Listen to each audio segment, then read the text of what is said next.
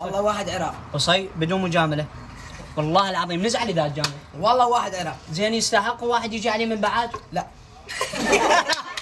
على راسي هذا. والله طيب. وكلهم انطينا رايك. يعني من بعد على راسي والله. تحياتي عليك.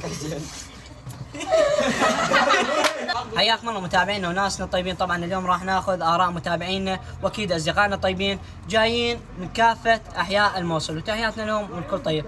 طبعا نبدا باخونا فادي. تحياتنا لك فادي، من وين انت؟ والله من بعد جايك. على من راسي. بعد جايك بس على حسين. على الفنقار. فادي يقول حسين انت تفتح بيت وذوبتنا تذوب بالبيت. اي والله. يقول نريد بس نذوق الفنقر نشوف شنو هذا، هو بطاطا عاديه. تحياتنا لفادي، هو اللي على القمر.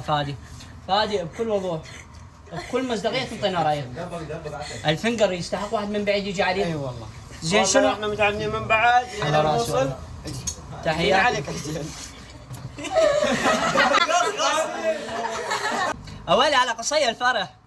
قصي جانا همين من بعاج، وتحياتنا له البعاج. اخوي انا ترند ببعاج. اخونا انطى رايه من بعاج، وانت همين تبطي رايك. ما يجوز اقول قصي يقول مو طيب، قصي يقول مو طيب. الله يخبر. مفكر. والله واحد عراق. قصي بدون مجامله، والله العظيم نزعل اذا جامل. والله واحد عراق. زين يستحق واحد يجي عليه من بعاج؟ لا.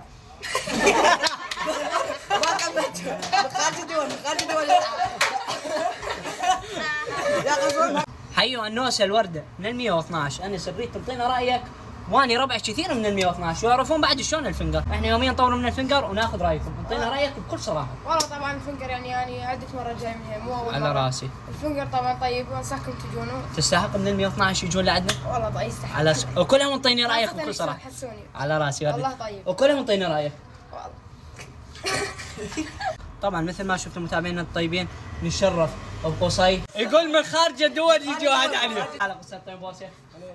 ويلي هذا قصي عندي الوحيد المتابع صراحه الاسطوره. والنوسي شلون الطعام؟ والله طيب. يستحق واحد يجي من بعيد؟ تحياتنا لل 112 واهلا النوس. والاسم بالخير؟ فادي. يستحق واحد يتعنى له من بعد ليه. على راسي والله ونشرف به البعاج. حياتي. والما يجي ترى نزعل عليكم. على العين والراس. تحياتنا لكم الكل طيب، وان شاء الله نكون عند حسن ظنكم ونورتوا. ونتمنى هاي الزياره صراحه تتكرر، لان والله العظيم نتشرف صراحه بيكم وكل طيب. وزيارتكم علينا هي تحفيز إلنا.